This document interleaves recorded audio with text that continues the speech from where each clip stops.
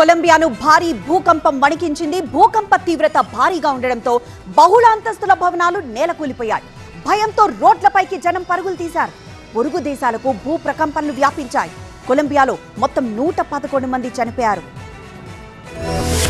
కొలంబియాలో భారీ భూకంపం వచ్చింది. భూకంప తీవ్రత 7.4గా నమోదైనట్లు అమెరికా జియోలాజికల్ సర్వే తెలిపింది. కొలంబియా పసిఫిక్ తీర ప్రాంతమైన చోకో ప్రావిన్స్ లోని సంజోస్ డెల్ పల్మార్ సమీపంలో భూకంప కేంద్రం గుర్తించారు. భూమికి దాదాపు 107 కిలోమీటర్ల లోతులో భూకంప కేంద్రం ఉన్నట్టు తేల్చారు. భూకంపం ధాటికి కొలంబియా రాజధాని బొగోటాతో పాటు దేశంలోని పలు ప్రధాన నగరాలు తీవ్రంగా కంపించాయి. భయాందోళనకు గురైన ప్రజలు, ఉద్యోగులు ప్రాణాలు గుప్పెట్ల పెట్టుకుని వీధుల్లోకి పరుగులు తీశారు.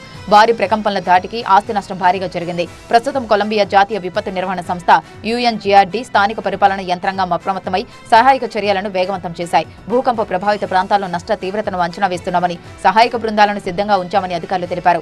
భూ ప్రకంపనలతో కొలంబియా రాజధాని బొగాటాతో పాటు పలు నగరాలు, ఆఫీసుల నుంచి ఉద్యోగులు బయటకొచ్చారు. రోడ్లపైనే రోజంతా గడిపారు. హైరైజ్ బిల్డింగ్స్ లో నివసించే వారు సైతం వీధుల్లోకి వచ్చారు. భారీ భవంతుల్లో ఉండటం డేంజర్ అని చెప్పడంతో సురక్షిత ప్రాంతాలకు జనం తరలి వెళ్తున్నారు. ఈ భూకంప తీవ్రత కొలంబియా సరిహద్దులను దాటి పొరుగు దేశాలైన ఈక్వెడార్, వెనిజులా, పనామాలోని కనిపించింది. 3 దేశాల్లోని భూ ప్రకంపనలతో ప్రజలు రోడ్లపైకి పరుగులు తీశారు. తీవ్ర భయాందోళన వ్యక్తం చేస్తున్నారు.